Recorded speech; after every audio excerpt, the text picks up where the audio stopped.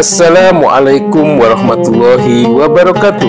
Sahabat info haji umroh yang dimuliakan Allah, Indonesia dan Malaysia merupakan dua negara dengan populasi umat Islam yang banyak.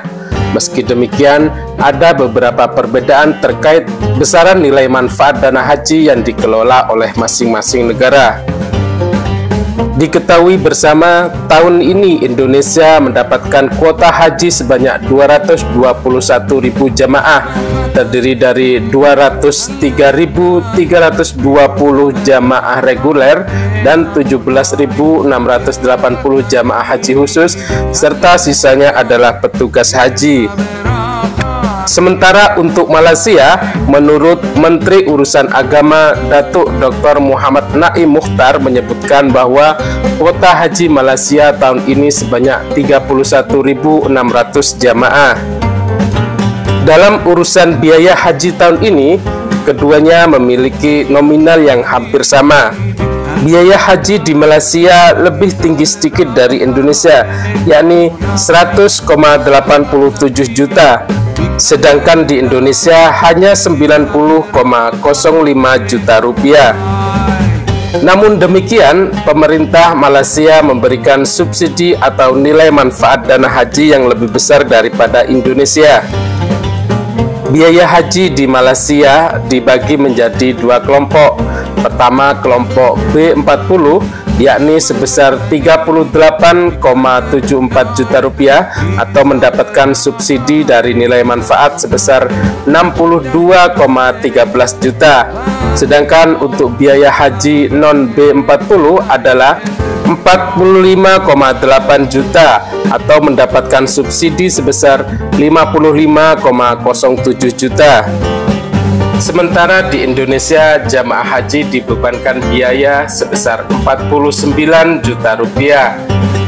Rinciannya, untuk jamaah haji lunas tunda tahun 2020 tidak ada penambahan biaya lagi, sedangkan biaya haji untuk lunas tunda pada 2022 hanya dikenakan 9,4 juta rupiah dan jamaah haji 2023 dikenakan biaya tambahan sebesar 23,5 juta rupiah. Perbedaan lainnya adalah masa tinggal di Arab Saudi.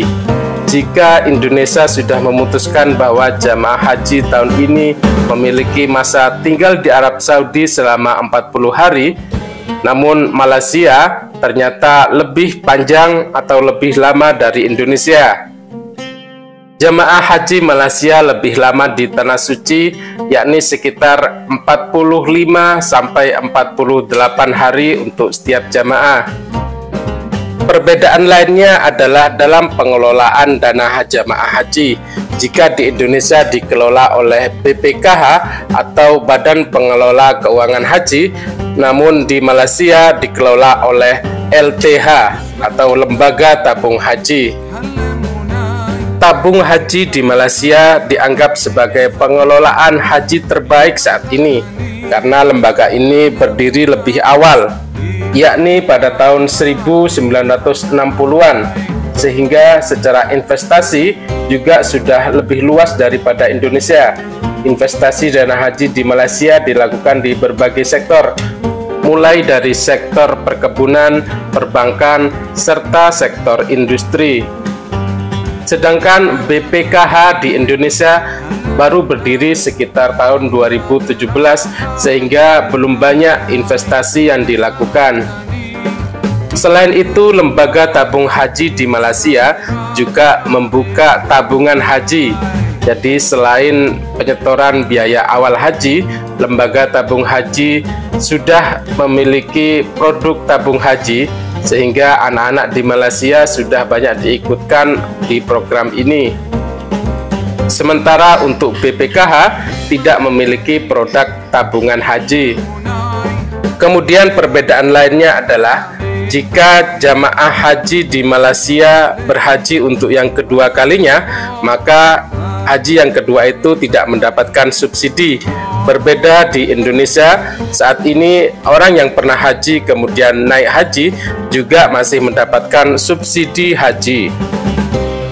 Dari beberapa faktor tersebut dapat dimaklumi kenapa pemerintah Malaysia memberikan subsidi atau nilai manfaat biaya haji lebih besar daripada Indonesia.